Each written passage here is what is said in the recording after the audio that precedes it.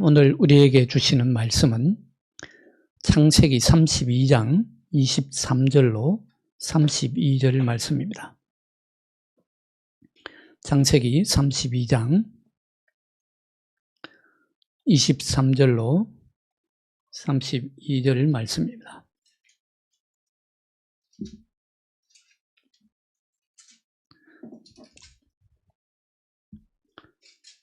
창세기 32장 23절로 32절 말씀 제가 봉독해 드립니다. 이 말씀을 봉독해 드릴 때 다 함께 마음을 열고 하나님의 음성을 친히 들으실 수 있기 바랍니다. 그들을 인도하여 시내를 건너가게 하며 그의 소유도 건너가게 하고 야곱은 홀로 남았더니 어떤 사람이 날이 새도록 야곱과 씨름하다가 자기가 야곱을 이기지 못함을 보고 그가 야곱의 허벅지 관절을 치매 야곱의 허벅지 관절이 그 사람과 씨름할 때에 어긋났더라. 그가 이르되 날이 세려하니 나로 가게 하라. 야곱이 이르되 당신이 내게 축복하지 아니하면 가게 하지 아니하겠나이다. 그 사람이 그에게 이르되 내 이름이 무엇이냐? 그가 이르되 야곱이니이다. 그가 이르되 내 이름을 다시는 야곱이라 부를 것이 아니요 이스라엘이라 부를 것이니 이는 내가 하나님과 및 사람들과 겨루어 이겼음이니라. 야곱이 청하여 이르되 당신의 이름을 알려주소서. 그 사람이 이르되 어찌하여 내 이름을 묻느냐 하고 거기서 야곱에게 축복한지라. 그러므로 야곱이 그곳 이름을 브니엘이라 하였으니 그가 이르기를 내가 하나님과 대면하여 보았으나 내 생명이 보존되었다 함이더라. 그가 브니엘을 지날 때에 해가 돋았고 그의 허벅 다리로 말미암아 절었더라.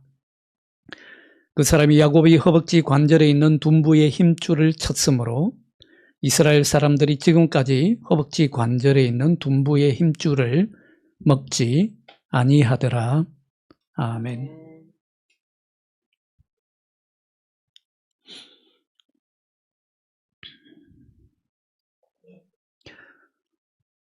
네, 오늘은 우리가 부활절 두 번째 주일로 지킵니다. 이 지난주에 우리가 부활주일을 지켰습니다만은 이 부활절 두 번째 주일에는 우리 개신교에서는 전통적으로 부활절 두 번째 주일을 가리켜서 크바시모도 겐티라고 부릅니다. 라틴어로 그렇게 부르는데 이 말은 어디서 왔냐면 베드로전서 2장 2절의 첫머리를 따서 이렇게 부릅니다. 베드로전서 2장 2절에 이렇게 말씀합니다. 갓난 아기들 같이 순전하고 신령한 젖을 사모하라. 이는 그로 말미암아 너희로 구원에 이르도록 자라게 하려 함이라. 여기서 갓난 아기들 같이 라는 말이 라틴어로 크바시모도 겐티입니다. 오늘 이 베드로전서 2장 2절에서 신령하고 순전한 젖이라고 했는데요. 이것은 이 젖은 고린도전서 3장 1절로 2절에서 말씀하는 그런 젖이 아닙니다. 고린도전서 3장 1절로 2절에서는요. 아직 미숙한 그리스도인들, 아직 초신자들, 그리고 아직도 육신에 빠져서 영적인 생각을 전혀 못하는 사람들을 위해서 그런 사람들은 하나님의 신령한 말씀들을 다 이해하지 못하니까 감당하지 못하니까 내가 밥으로 먹이지 않고 젖으로 먹였다라고 말씀합니다. 그러니까 고린도전서 3장 1절로 2절에 나오는 젖은 아직 초신자들을 위해서 소화하지 못하는 초신자들을 위해서 젖으로 먹였다라는 것입니다. 그러나 오늘 베드로전서 2장 2절에서는 그런 젖이 아닙니다. 순전하고 신령한 젖이라고 하는 것은 우리 그리스도인들이 매일 섭취해야 될 영적 양식을 말합니다. 그리스도인들이 매일 먹어야 될 취해야 될 양식. 영혼의 양식입니다. 신령한 젖. 그리스도인들은 뭘 먹고 삽니까? 하나님 믿는 사람들은 뭘 먹고 삽니까? 밥만 먹고 살 수 있습니까? 물론 밥도 먹어야 합니다. 밥 먹지 않고 살 수 있는 사람은 아무도 없죠. 아무리 하나님을 잘 믿는다고 하더라도 밥 없이 살 수 있는 인간은 아무도 없습니다. 어떤 분들은 그냥 하나님 믿으면 밥 안 먹어도 살 수 있을 것처럼 말씀합니다만은 사실은 육신의 양식도 필요합니다. 그러니까 예수님께서 주기도문에서 이렇게 가르쳐 주지 않았습니까? 너희는 일용할 양식을 주옵소서라고 기도하라고 가르쳐 주셨습니다. 일용할 양식을 위해서도 기도해야 됩니다. 그러나 우리가 밥만으로는 살 수가 없습니다. 육신에는 육신의 양식이 필요하듯이 우리 영혼에는 영혼의 양식이 필요합니다. 예수님도 친히 말씀하셨잖아요. 사람이 떡으로만 사는 것이 아니요 하나님의 입으로부터 나오는 모든 말씀으로 살 것이라. 여러분들 대한민국 최고의 지성이라 불렸던 이어령 교수는요. 빵만으로는 살 수 없다라는 책을 썼죠. 그 책에 보면 이런 내용이 나옵니다. 우리 옛날 어른들, 우리 어렸을 때도 이런 말들 많이 들었는데 요즘은 그런 말 잘 안 합니다만은 옛날엔 이런 말 많이 듣고 자랐습니다. 꽃이 밥 먹여주냐? 시가 밥 먹여주냐? 문학이 밥 먹여주냐? 노래가 밥 먹여주냐? 이런 얘기 많이 듣고 자랐습니다. 요즘은 이런 말 하면 큰일 나죠. 근데 이런 말들이 사실은 들을 때마다 사람을 주눅들게 합니다. 기죽게 만들죠. 현실이라고 하는 그 무서운 무게를 다시 기억나게 해주면서 정신을 번쩍 차리고 그렇지 시가 밥 먹여주나 돈 벌어서 밥 먹고 살아야지 이런 생각을 가지게 만든다는 겁니다. 근데 이어른 교수는 그렇게 말하는 사람들에게 이렇게 되물어보라고 가르쳐 줍니다. 그러면 사람이 밥만 먹고 살 수 있습니까? 라고 물어보라는 것입니다. 밥만 먹고 살 수 있느냐? 사람은 침팬지가 아니다. 사람이 밥만 먹고 사는 식충이냐? 이렇게 물어보라는 것입니다. 그러면 아무리 많이 배우지 못한 농부나 어부라고 할지라도 아니면 돈과 권력에 눈이 멀은 그런 세속적인 사람이라고 할지라도 부끄러워서 얼굴을 붉히게 될 것이라는 것입니다. 그렇습니다. 사람은 빵만으로 밥만으로는 살 수 없는 존재입니다. 육신을 위해서 밥이 필요하듯이 우리 정신을 위해서는요 건강한 이성과 지성이 필요하고요 우리 영혼을 위해서는 영성이 필요합니다. 우리나라 국민 시인이라고 불리는 나태주 시인도 아시죠? 나태주 시인의 시인은 정말 시를 읽으면 마음이 찌릿찌릿해 옵니다. 저도 이분의 시를 참 좋아합니다만은 이 국민 시인이라고 불리는 나태주 시인도 그렇게 말합니다. 시가 밥 먹여주냐라고 세상을 묻는데 그런 세상을 향해서 시는 영혼의 허기를 채워준다 라고 대답합니다. 시는 영혼의 허기를 채워준다. 이어령 선생도요 지성에서 영성으로라는 책을 쓰면서 지성은 영성으로 가는 사닥다리다 라는 말을 남겼지만 나태주 시인은 이렇게 말합니다. 이성 안에 있는 것이 감성이고 그 감성 안에 있는 것이 영성 같습니다. 그런데 오늘날 우리 현대인들은 영성은 다 말살시키고 오직 지성과 감성으로만 허기진 영혼을 채우려고 하니까 우리 허기진 영혼이 그런 걸로는 절대로 채워지지 않는다는 것입니다. 학교 교육도 마찬가지라는 거예요. 우리가 배우는 학교 교육도 요즘 보면 영성은 완전히 버려버리고 감성 조금 섞어서 이성만 배불뚝이가 돼버렸다고 나태주 시인은 말합니다. 이성을 잔뜩 발달시켜서 남 위에 군림하면서 떵떵거리며 살아가라고 가르치고 있다는 것입니다. 그러니 우리 아이들이 점점 가면서 망가지는 것이죠. 여러분, 사람은 밥만 먹고 사는 존재가 아닙니다. 영혼의 양식이 필요합니다. 그런데 이건 상식에 가까운 얘기예요. 조금만 생각해보면 알 수 있는 얘기예요. 사람이 조금만 깊이 자기의 마음과 영혼을 들여다보면 알 수 있는 문제입니다. 그보다 더 어려운 문제는요, 육신의 양식이 먼저냐, 영적인 양식이 우선이냐 하는 이 우선순위의 문제입니다. 많은 사람들이요, 착각합니다. 당연히 육신의 양식이 먼저라고 생각합니다. 배가 먼저 불러야지. 건강선도 식후경이라는 말이 있지 않느냐. 그런 말은 차라리 귀여운 말입니다. 밥의 문제가 해결되어야 영혼의 문제도 해결된다고 생각합니다. 심지어는 교회 다니는 사람들조차도 영적인 양식보다 육적인 양식에 우선순위를 두는 사람들이 있습니다. 여러분, 왜 그런 줄 아십니까? 그건 우리 인간이 갖고 있는 두려움 때문입니다. 이 두려움이라는 것은요, 우리 인간의 감각이 불러일으키는 착각입니다. 여러분, 육신의 양식, 밥을 먹지 않으면 당장에 배고프죠. 사흘만 굶어보십시오. 사흘만 굶으면 장사 앞섭니다.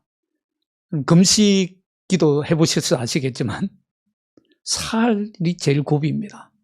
일주일 40일까지 금식하시는 분들이 있는데요, 정말 대단한 분들입니다.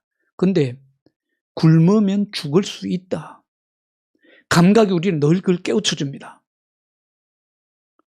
우리의 감각은요, 굶으면 죽는다라는 두려움을 즉시 일깨워줍니다. 당장에 배가 고프니까.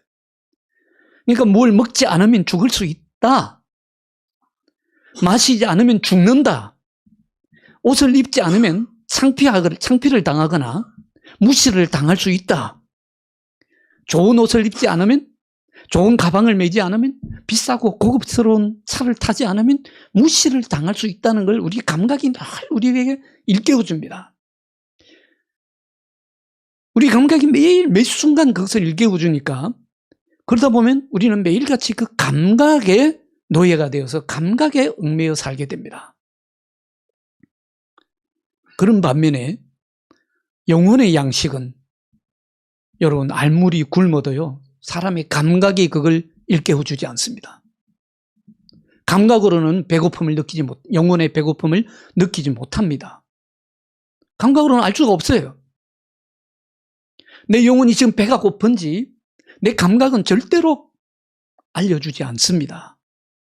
감정도 그걸 알려주지 않습니다. 여러분, 아무리 감정이 복받쳐 오르고 화가 나고 우울해도요, 내 영혼이 배고프다는 사실을 깨우쳐주지는 않습니다. 이성으로도 알 수가 없는 문제예요. 오히려 이성적인 사람의 눈에 보면요, 영성에 깊이 빠져있는 사람은 미친 사람처럼 보입니다. 이성적으로는 이해가 되지 않습니다. 우리 이성으로도 영혼이 배고픔을 제대로 알 수가 없습니다. 여러분들, 사람이 나이가 들면 자신이 지금 목이 마르다는 사실을 잊어버린다고 그래요. 점점 잊어버린다고 그래요. 나이 들수록 물을 항상 옆에 두고 물을 많이 마시라고 권합니다. 그렇다고 뭐 물을 과하게 마실 필요는 없습니다만은 물을 항상 마시라는 거예요. 왜 자꾸 물 마시는 걸 잊어버리냐면, 우리가 나이가 들면서 뇌 안에 있는 그 시상 하부에 있는 갈증 중추가 노화가 되어서 갈증을 느끼지 못하게 한다는 거예요. 마찬가지로 내 안에 영성이 작용하지 않으면 내 영혼이 배고픔과 갈증을 느끼지를 못합니다. 그래서 대부분의 사람들은 육신의 배고픔을 해결하는 것이 우선이라고 생각합니다. 영혼의 배고픔을 해결하는 것은 나중에 해도 되는 일이라고 생각합니다. 마치 매주일, 일주일 내내 세속에 속세에 찌들었다가 주일 한번 와서 예배 드리는 것, 그건 뭐 시간이 나면 해도 되고 시간이 안 나면 안 해도 되는 일이라고 생각하는 것과 꼭 같습니다. 말씀을 읽고 명상하고 기도하고 예배하는 일이, 그럼 밥이 문제가 해결되고 난 다음에 해결해도 되는 문제라고 생각합니다. 그러나 참된 그리스도인들은요, 영혼의 양식을 채우는 것을 육신의 양식을 채우는 것보다, 육신의 배를 채우는 것보다 우선순위로 삼습니다. 만약에 그렇지 않다면 우리의 신앙의 방향이 뭔가 잘못된 것으로 알면 됩니다. 마태복음 6장 31절 34절에서 예수님 친히 말씀하시잖아요. 마태복음 6장 31절로 34절 우리 함께 다 같이 찾아서 읽어보겠습니다. 마태복음 6장 31절로 34절 말씀입니다. 마태복음 6장 31절로 34절 말씀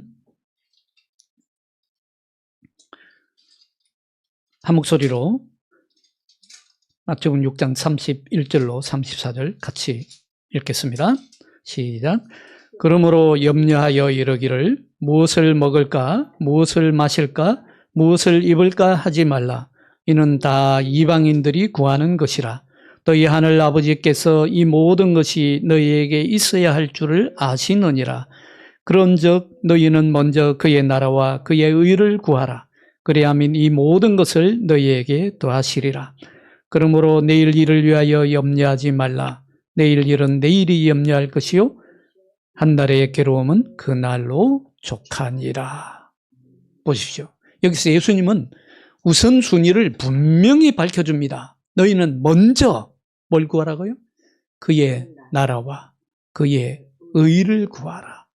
먼저 구할 것이 먹을 것, 마실 것, 입을 것이 아니라 하나님의 나라와 하나님의 의라는 것입니다.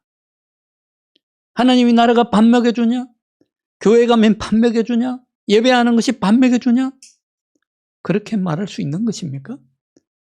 말할 수 없는 것입니다. 다시 한번 분명히 합니다. 하나님 믿는 사람인가? 하나님 믿지 않는 사람인가? 하는 차이는요. 밥을 구하느냐 아니면 영적인 양식을 구하는가 그게 있는 것이 아닙니다.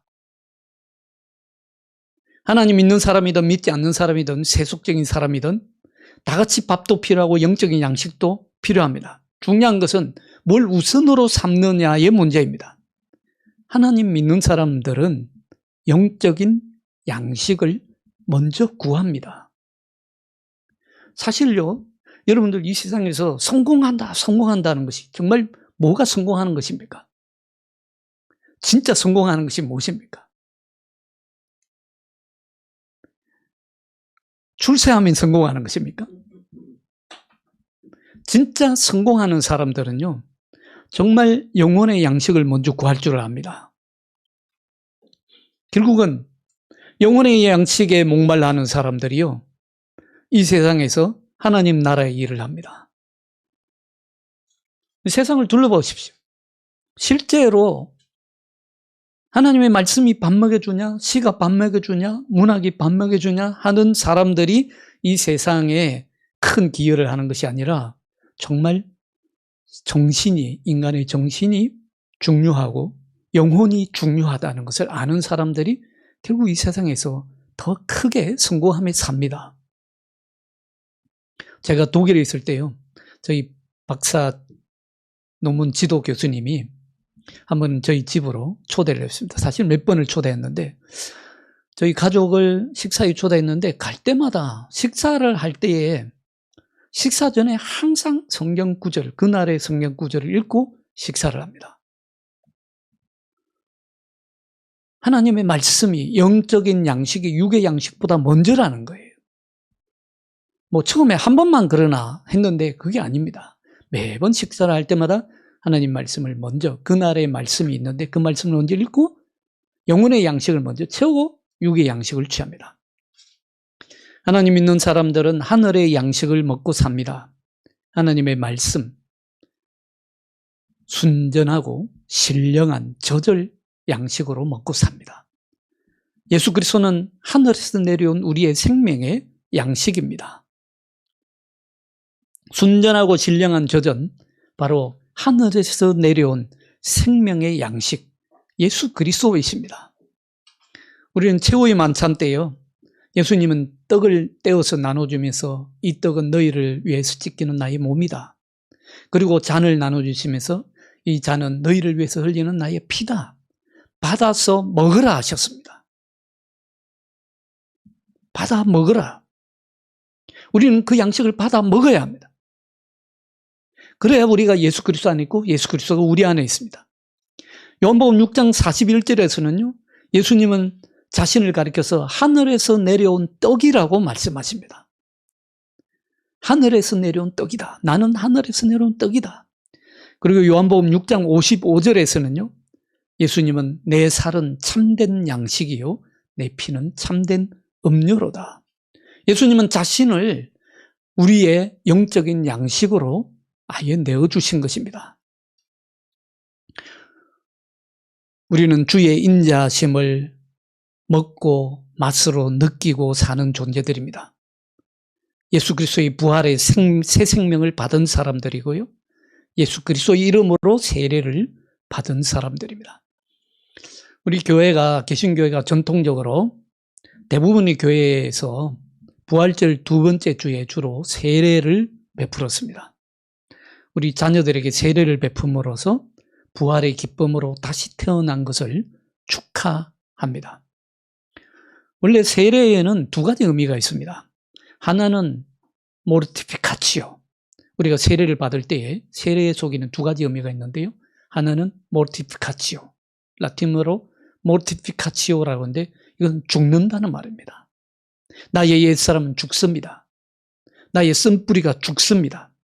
나의 육신적인 삶, 세속적인 삶, 죄인의 삶이 죽는 것입니다.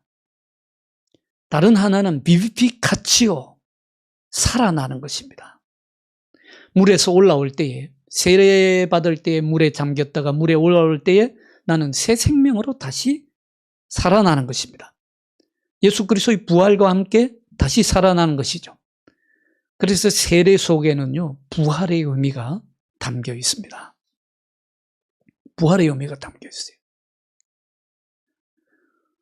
여러분들 유튜브로 저희가 새벽 기도를 계속 하고 있습니다만은 새벽에 유튜브를 같이 하시는 분들은 잘 아실 것입니다. 우리 새벽 기도 마칠 때마다 우리는 각자 자기 머리에 손을 얹고 나는 세례를 받았습니다라고 3번 선포하고 축복합니다. 이건 종교개혁가 마틴 루터의 본을 받아서 하는 것입니다.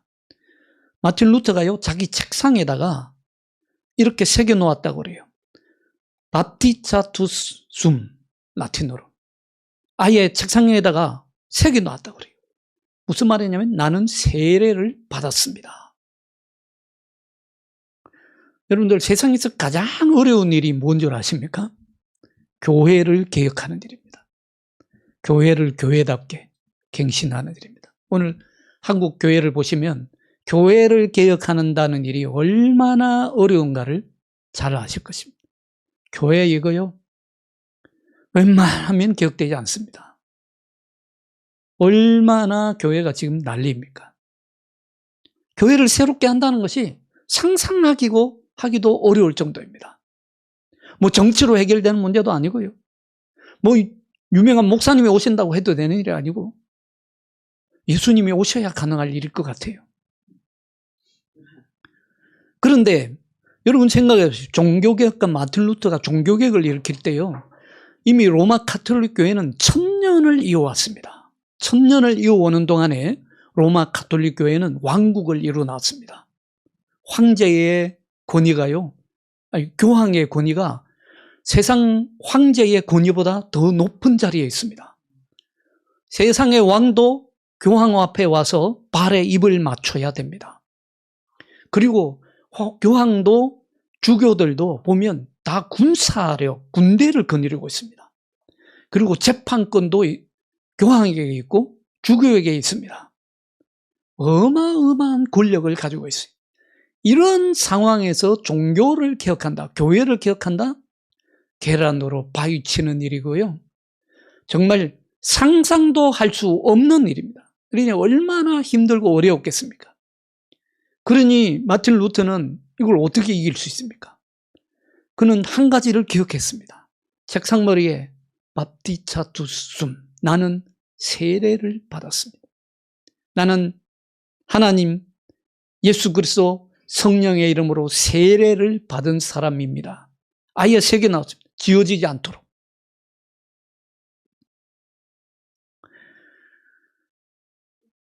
세례받았음을 기억해야 할 사람은요, 루터만이 아닙니다. 우리도 세례받았음을 기억해야 합니다. 여러분들 매일 기억해야 합니다. 그렇지 않으면요, 우리가 이 어마어마한 세상만 바라보면 그냥 우리는 넘어지게 되어 있습니다. 세상만 바라보면 세상의 교육 방식 쫓아가게 되어 있고요. 세상만 바라보면 정말 무슨 모든 수단과 방법을 가리지 않고 돈 벌어서 출세하고 하는 그런 세상의 욕망에 우리는 그냥 휩쓸려 가게 되어 있습니다. 세상만 바라보면 온갖 광고와 우리의 눈길을 끄는 유혹의 장면들이 얼마나 많은지 모릅니다. 그래서 우리는요, 나 자신뿐만이 아니라 우리 자녀들한테도 너는 세례를 받은 사람이다, 항상 기억하게 해야 됩니다. 나도 세례를 받은 사람이고 너도 세례를 받은 사람이다. 여러분들은 세례 언제 받았는지 기억하십니까? 세례 받은 날짜 기억하십니까? 저는 1980년 5월 18일에 세례를 받았습니다. 외우기도 쉬워요. 하필이면 5.18 때 세례를 받았습니다. 우리 그리스도인들은요, 세례 받은 날, 세례일이 영적 생일입니다. 생일이에요. 거듭난 거잖아요. 죽었다가 다시 살아난 나의 영적인 생일입니다. 우리가 세상 생일은 기억하면서 우리 영적인 생일을 기억하지 못한다는 거, 이거 순서가 뒤바뀐 겁니다.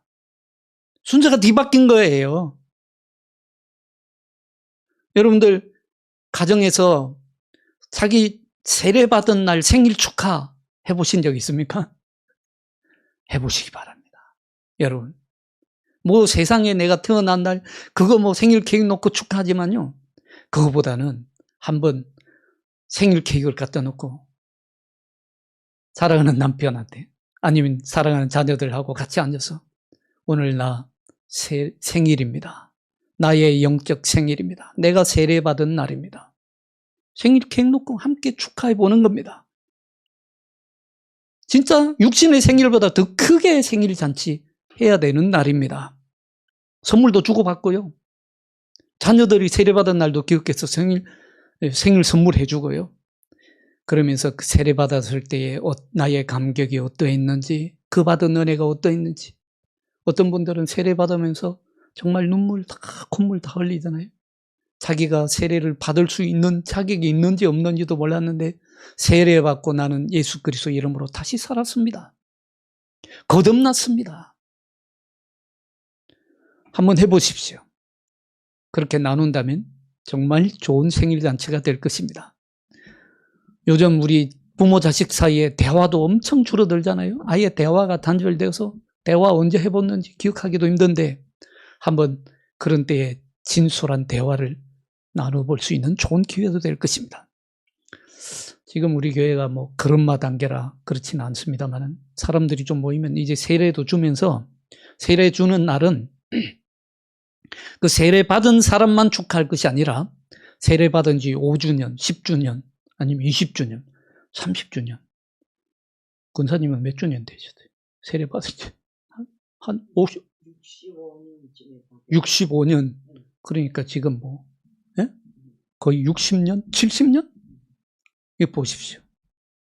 그런 분들 나오셔서 세례 받은 날 함께 축하하는 겁니다. 그렇게 한번 해보려고 합니다. 얼마나 좋겠어요. 그렇게 우리는 세례 받은 것을 기억해야 됩니다. 잊어버리니까 우리가 세상에 나가서 정말 하나님의 경건의 능력, 성령의 능력, 믿는 사람의 능력을 나타내지 못하는 것입니다. 그런데 오늘 세례 받는 얘기만 잔뜩 했는데 오늘 세례 받는 것과 오늘 성경에 나오는 야복 강가의 야곱과 무슨 상관이 있습니까? 전혀 상관이 없어 보이지 않습니까? 그런데 자세히 들여다보면 분명한 관련이 있습니다. 어떤 관련이 있냐면요, 우리 뭐 야곱 얘기 잘 아시죠? 뭐 말씀하지 않아도 성경 많이 읽으셔서 야곱의 얘기 주일학교 때부터 수없이 들어서 잘 아실 것입니다. 야곱은 형 에서를 속여서 팥죽 한 그릇에 장자권을 따가지고 아버지의 눈을 속여서 장자의 축복을 받아서 도망치죠.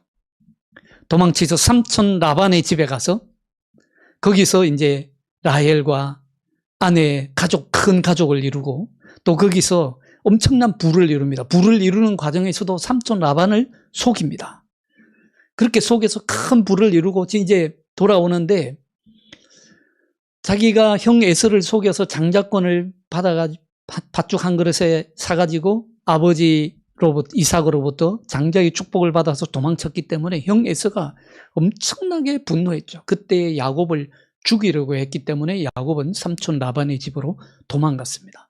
이제 큰 부를 이루어서 고향으로 돌아오는 길입니다. 돌아오는 길에 그의 마음에 큰 두려움이 생겼습니다. 그를 발목 잡는 것이 있었죠. 형 에서입니다. 형 에서의 문제만 아니었다면 지금 야곱의 귀향길은 금이 환향길입니다.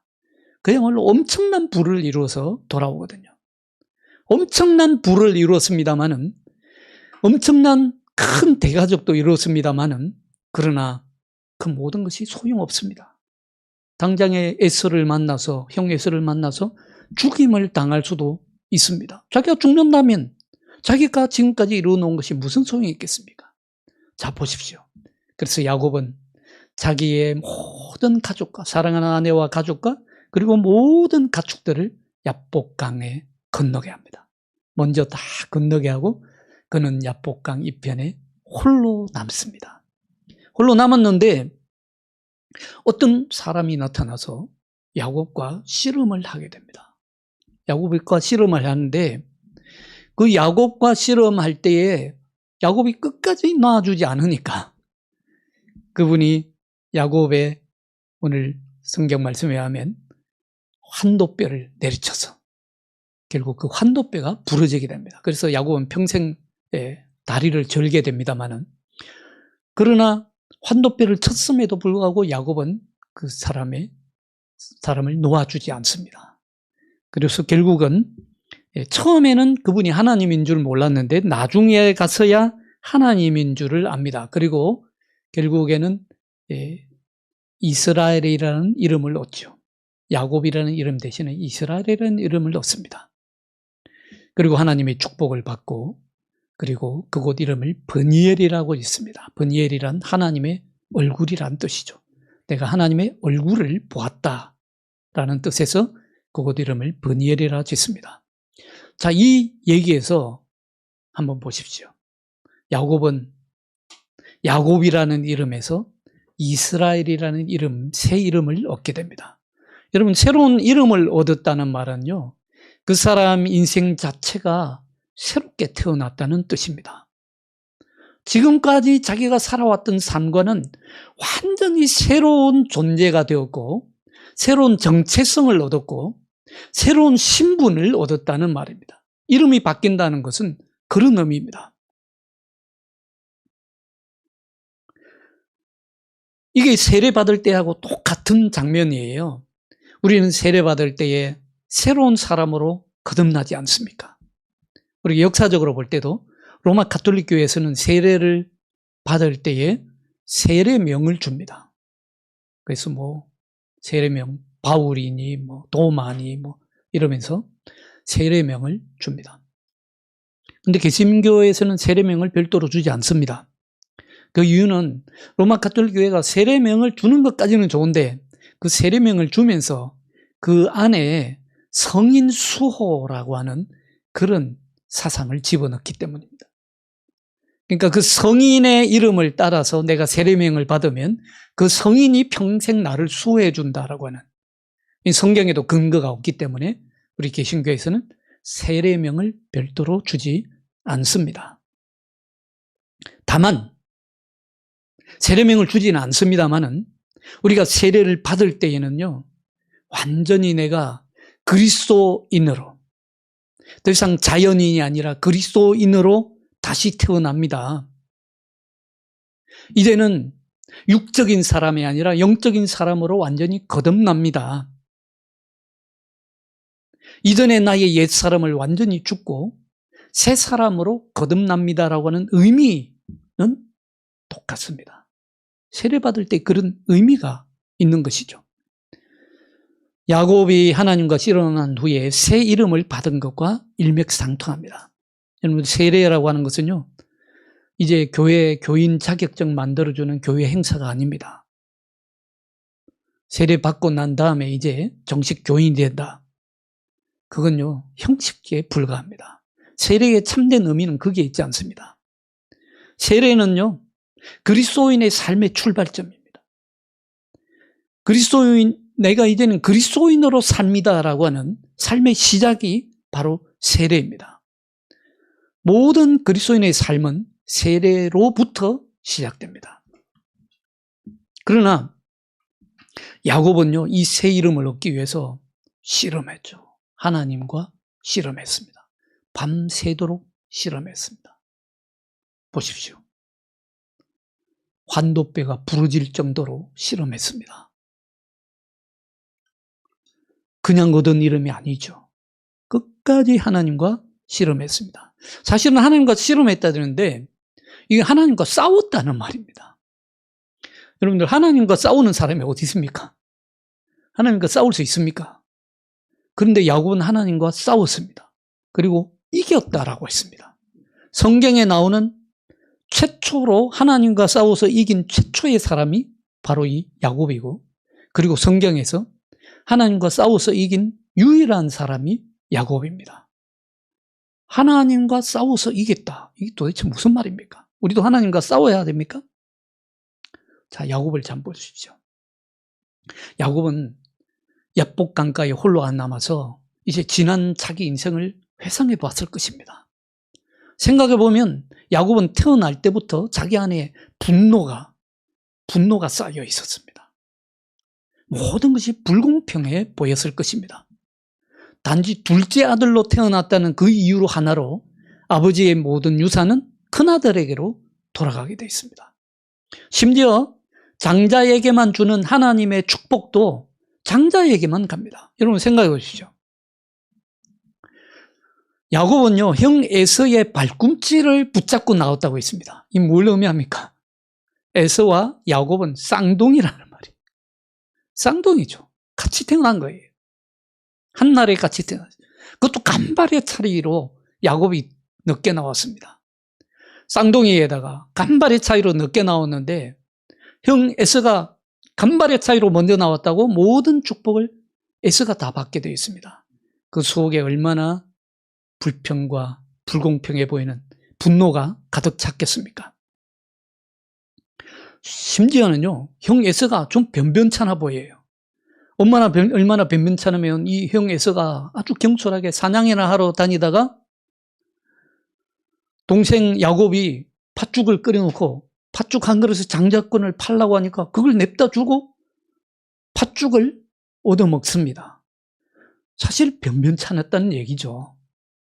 저렇게 좀 변변찮아 보이는 형 에서가 모든 축복을 다 받는다고 생각하니 속에 얼마나 분이 찼겠습니까? 그래서 그는 형을 속여서 팥죽 한 그릇에 장자권을 사게 되죠. 자, 그 이후로부터 야곱은 어떤 인생을 살게 됩니까? 야곱은요, 사기꾼이라는 별명이 붙습니다. 그는 사기꾼이요, 그는 기회주의자입니다. 그 일로 인해서 가정을 파탄냅니다. 형과 완전히 갈라지게 되고요, 형 에서가 동생을 아예 죽이려고 듭니다. 그래서 도망간 것 아닙니까? 그는 지금 왜 여기 야복 강가에 홀로 남아 있습니까? 고향으로 가지도 못하고, 형도 만나지 못하고, 가족도 만나지 못하고, 왜 홀로 이 시작에 서 있습니까? 그는 형 에서를 두려워하고 있죠.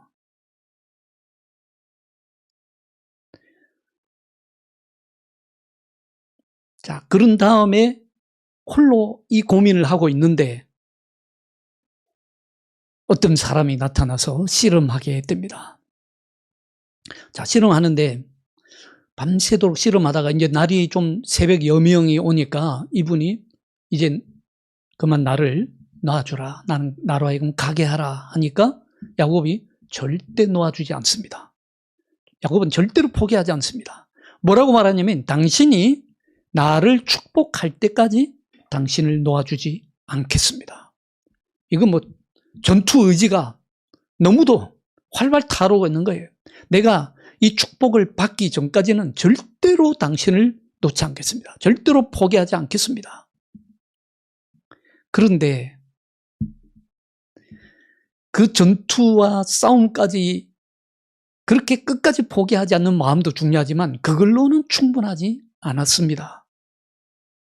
자, 이제 먼저 야곱이 자신을 밝혀야, 자신의 정체를 밝혀야 할 차례입니다. 그래서 하나님이 그에게 묻습니다. 내 이름이 무엇이냐? 내 이름이 무엇이냐? 야곱입니다.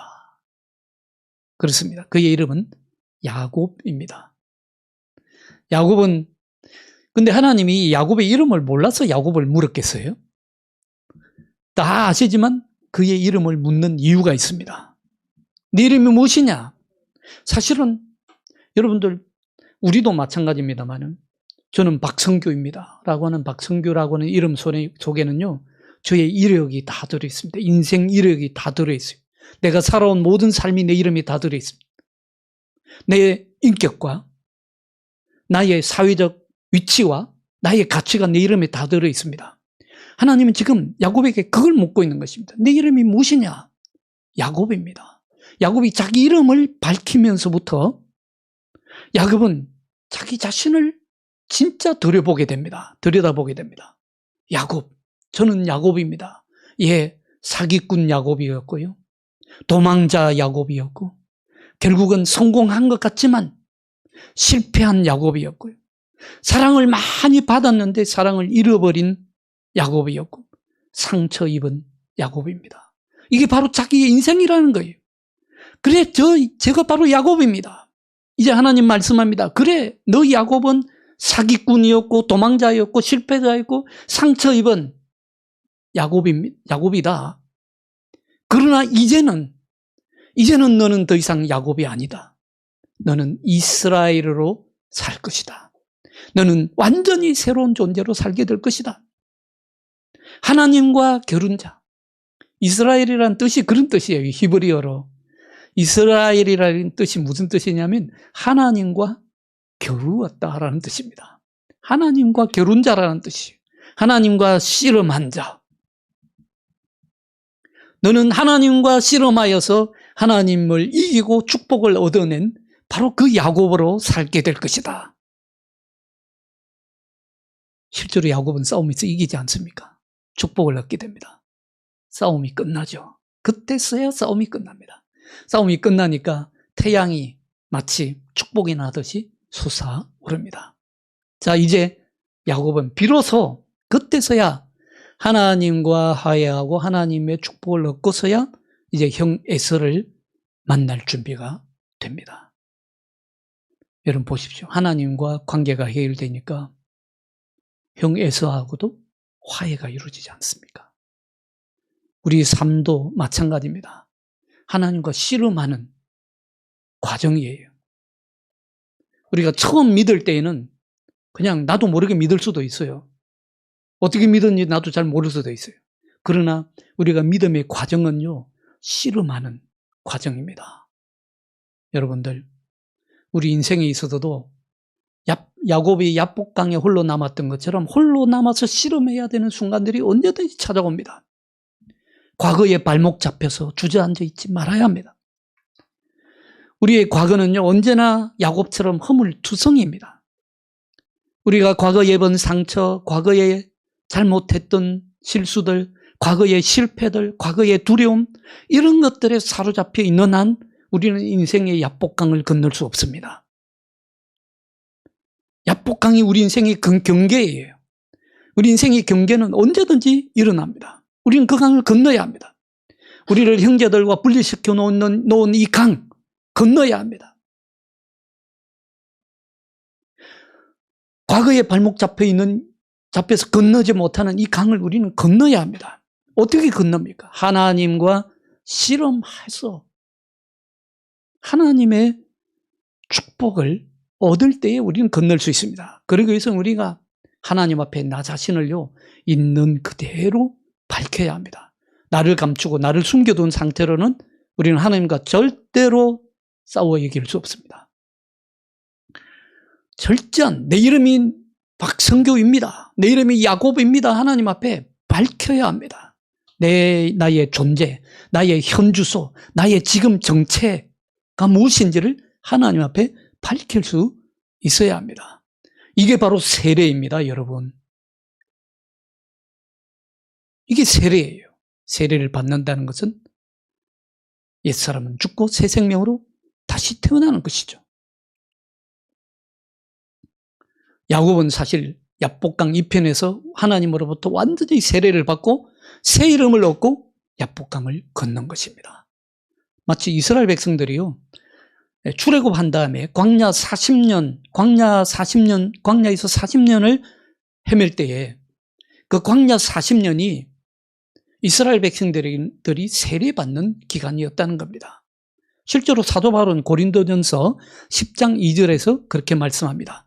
이스라엘 백성들이 모세에게 속하여 다 구름과 바다에서 세례를 받았다라고 말합니다. 광야 40년이 사실 이스라엘 백성들이 그동안 노예 생활만 하다가 계속 노예로만 살려고 하는 그 노예 근성에서 벗어나서 하나님 앞에 하나님의 백성으로, 하나님의 계약 맺은 백성으로, 언약의 백성으로 거듭나기 위한 세례 기간이었다는 거예요. 그래야 가나안으로 들어가는 것이죠. 여러분들 예수 그리스도 이름으로 세례받고 인생의 약복강 건너시기 바랍니다. 여러분들 하나님 얼굴 브니엘처럼 하나님의 얼굴 뵙는 인생 사시기 바랍니다. 그렇게 함으로써 여러분 인생의 모든 문제들이 야곱과 에서가 화해하듯이 모든 인생의 문제들이 하나님의 축복으로 순탄하게 해결 안 받고 풀려나가는 그런 복된 삶을 사시기를 주 예수 그리스도 이름으로 축원합니다. 기도하겠습니다. 하나님 아버지 감사합니다. 오늘 이 시간 저희들을 부르셔서 다시 한번 우리가 세례 받았음을 기억하게 하시니 감사합니다. 하나님, 나는 세례를 받았습니다. 주여, 우리가 날마다 기억하며 살게 하여 주옵소서. 세례 받은 사람으로서 세례 받은 사람이 누려야 할 마땅한 축복을 누리게 하시고 세례 받은 사람이 발휘해야 될 영적인 능력을 발휘하며 살게 하시고 세례 받은 사람이 누려야 될 주님의 축복을 누리며 살게 하여 주옵소서. 주님께서 성령께서 날마다 우리가 세례 받은 사람임을 기억하게 하여 주옵소서. 주 예수 그리스도의 이름으로 기도하옵나이다. 아멘.